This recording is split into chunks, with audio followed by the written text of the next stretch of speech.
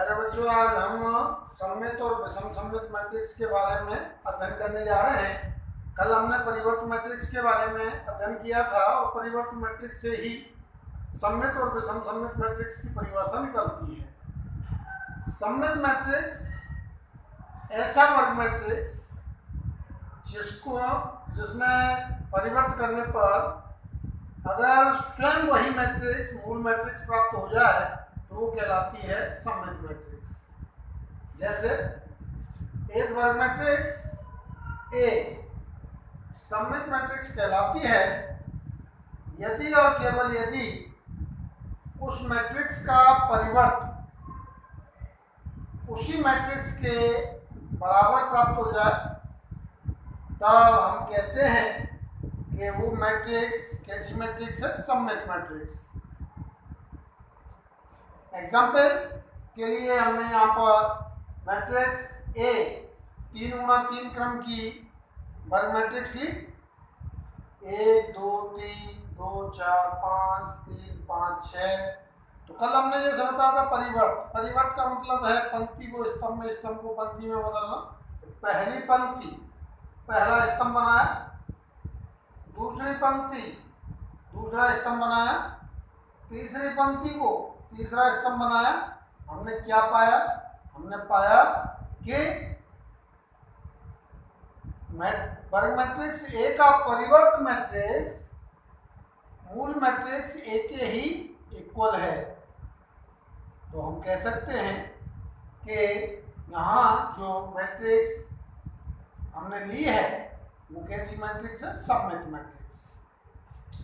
इसी प्रकार से विषम सममित मैट्रिक्स की बात करें तो विषम सममित मैट्रिक्स सममित मैट्रिक्स से थोड़ा सा ही अंतर है कि यदि परिवर्त करने के उपरांत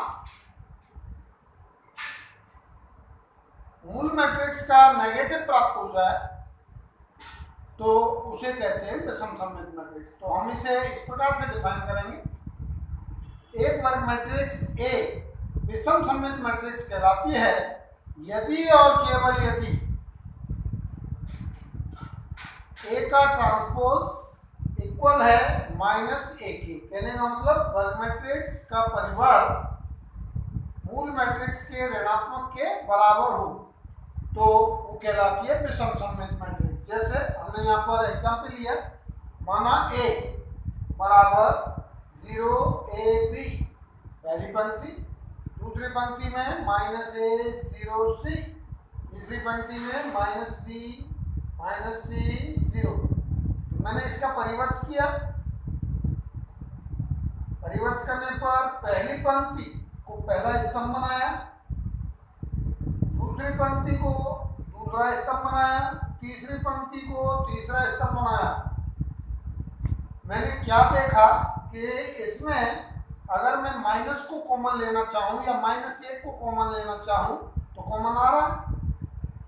इसमें वो कॉन्सेप्ट लग रहा है जिसमें हम बात करते हैं कि अशून्य संख्या से किसी मैट्रिक्स को किस प्रकार से गुणा किया जाता है। जिस प्रकार गुणा किया जाता है उसी प्रकार से कॉमन भी निकाला जाता है। यहाँ से माइनस को हमने बाहर निकाला तो प्रत्येक अवयव जो माइनस था वो प्लस हो गया, प्लस था वो माइनस हो गया। माइनस बाहर किया तो ये प्लस का माइनस, माइनस का प्लस होते ही ये मैट्रिक्स ए प्राप्त हुई तो माइनस ए।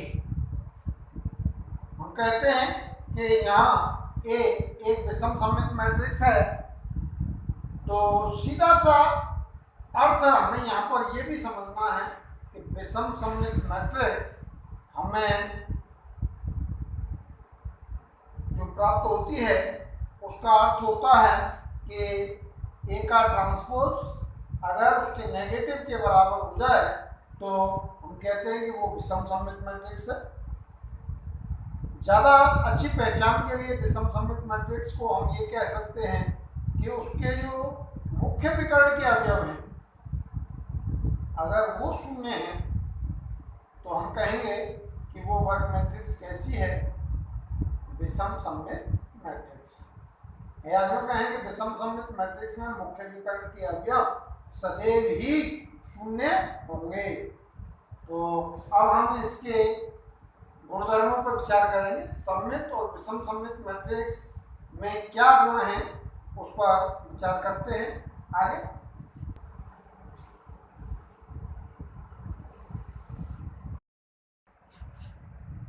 सममित और विषम सममित मैट्रिक्स के गुणधर्म में जब हम देखते हैं तो बहुत सिंपल चीज हमें नजर आती है कि यदि ए कोई भी वर्ग मैट्रिक्स है तो उसका जब परिवर्त ज्ञात किया जाए और उस परिवर्त को उस मैट्रिक्स में जोड़ दिया जाए तो ऐसी मैट्रिक्स सदैव सममित मैट्रिक्स कहलाती है।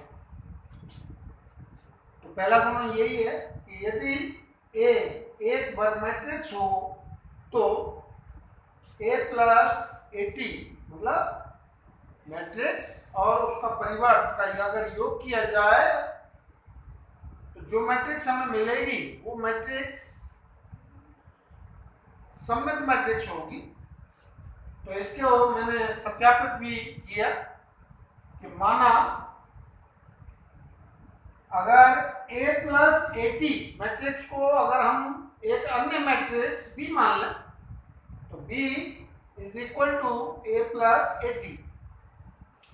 तो हमने सममित और विषम सममित मैट्रिक्स में क्या देखा कि चाहे हम सममित प्रूफ करें या विषम सममित प्रूफ करें हमें निकालना परिवर्त होता है। तो हमने इसका परिवर्त निकाला bt। तो a प्लस एटी पर हमने फिर से परिवर्त का चिन्ह लगाया। तो हमने कल परिवर्त के गुणधर्मों में विचार किया था तो लिखा था a प्लस बी का परिवर्त बराबर होता है a का परिवर्त प्लस b का परिवर्त। तो यहाँ पर a को a कहें और a के परिवर्त को दूसरा मैट्रिक्स मान के अगर चल रहे हैं तो ये तो a का परिवर्त प्लस a के परिवर्त का परिवर्त। तो यहाँ पर a के परिवर्त का परिवर्त देखें तो पहले मैट्रिक्स में पंक्ति को स्तंभ, स्तंभ को पंक्ति में बदला, जो मैट्रिक्स मिला उसे परिवर्त मैट्रिक्स का, फिर स्वयं को फिर से चेंज करेंगे तो मूल मैट्रिक्स प्राप्त हो जाता है वापस। तो अंडरस्टूड वाली स्थिति है कि परिवर्त का परिवर्त स्वयं मूल मैट्रिक्स ही प्राप्त होती है। तो यहाँ पर इसे भी एक गुण मान करके किया जा सकता है। पिछले परिवर्त के गुणधर्म में हम इसे एक गुण का रूप देख करके कि परिवर्त का परिवर्त मूल मैट्रिक्स होती है तो इसे कम में लिया। क्या देखा हमने कि ये मैट्रिक्स B प्राप्त हुआ तो इसका मतलब BT मतलब B का ट्रांसपोज इक्वल है B के। तो हमारी सममित की परिभाषा पूरी होती है कि अगर किसी वर्ग मैट्रिक्स का परिवर्त निकाला जाए और वो परिवर्त मैट्रिक्स उस वर्ग मैट्रिक्स के इक्वल प्राप्त हो तो उसे सममित मैट्रिक्स कहते हैं। तो यहाँ पर a प्लस एटी एक सममित मैट्रिक्स प्राप्त हुई। तो अब हमें हमेशा के लिए याद रखना है कि अगर किसी वर्ग मैट्रिक्स में उसके परिवर्त मैट्रिक्स का योग करेंगे तो वो निश्चित रूप से क्या होगी, सममित मैट्रिक्स। इसी प्रकार से दूसरा गुण, यदि A एक वर्ग मैट्रिक्स हो तो मैट्रिक्स तथा इसके परिवर्त का जो अंतर है वो एक विषम सममित मैट्रिक्स होती है। तो जिस प्रकार से मैंने इस प्रूफ को किया वैसे ही यहाँ माना b is equal to a minus A T, अब लेके चले कि b मतलब b का परिवर्त किया, इसका मतलब a माइनस एटी का परिवर्त किया। तो a की जगह तो a है 80 और b की जगह जैसे 80 30 मतलब परिवर्त का परिवर्त तो स्वयं वही मैट्रिक्स। लेकिन ये क्या देखा हमने, अगर यहाँ से माइनस को कॉमन लेते हैं जब जाकर के मैट्रिक्स b बनती है तो माइनस को कॉमन लिया तो a माइनस एटी। तो a माइनस एटी हमने क्या माना था, b माना था तो माइनस b। तो हम कहेंगे कि a माइनस एटी एक विषम सममित मैट्रिक्स है। इसी प्रकार से गुणधर्म 3 को देखें।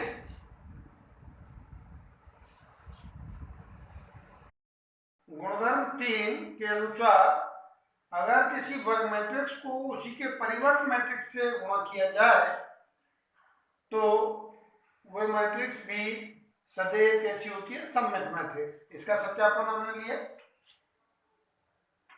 इनमें से किसी एक को ले रहा हूं, a इंटू ए टी कहें या ए टी इंटू ए की बात है।